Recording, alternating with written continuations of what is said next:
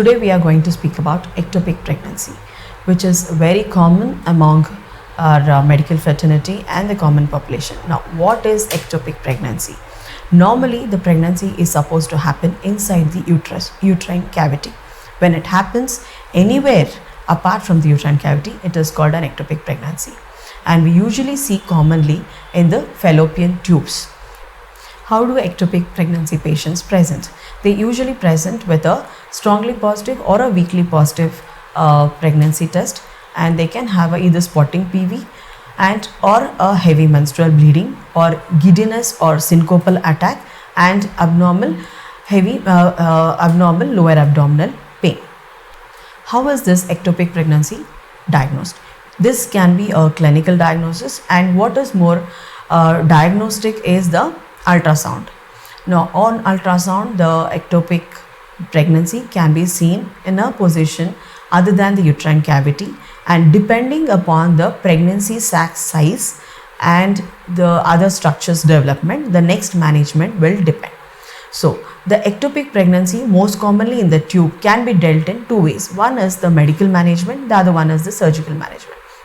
Now, who are the candidates who are eligible for medical management? So, they need to fit into some criteria for the medical management to happen. Now, what are those criteria? One is the pregnancy sac diameter is less than 3.5 centimeter. The beta HCG or the pregnancy hormone level have to be less than 10,000 units per ml, and they should be hemodynamically stable, means their pulse, their blood pressure, everything have to be normal on examination.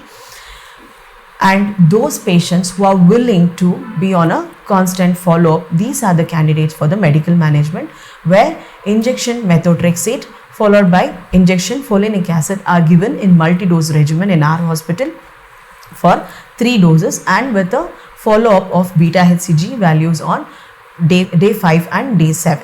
So these can be the mode for the medical management. Who are the candidates for surgical management of ectopic pregnancy?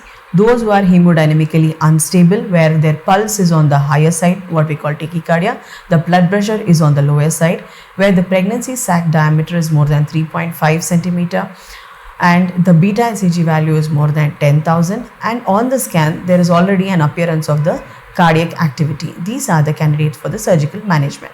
Now, surgery can be done in two ways. Either what we call, these are laparoscopic salpingectomy. Salpingectomy means the removal of the affected tube, fallopian tube. Now, who are those candidates for laparoscopic salpingectomy? Where they have already one child, or that affected tube is severely damaged and means ruptured. In those cases, we go for salpingectomy. There is another condition or another procedure, what we call as laparoscopic salpingostomy. Salpingostomy, where opening is made on the tube where the ectopic pregnancy is present, and the ectopic contents are removed in that through the laparoscopic procedure, so that the tube is detained. So these procedures are done for who have the only tube that is left is the affected tube in the ectopic, or the patient doesn't give a consent for the removal of the tube. Now, once these procedures, these are the laparoscopic procedures, which are daycare procedures, and you will be discharged on the immediate next day, and you can carry out your daily routine activities as usual. Now, what about the recurrence of the ectopic? There is almost a 25% chance of recurrence in the ectopic pregnancy, but still you can still have the other 65% chance of a pregnancy in the uterine cavity.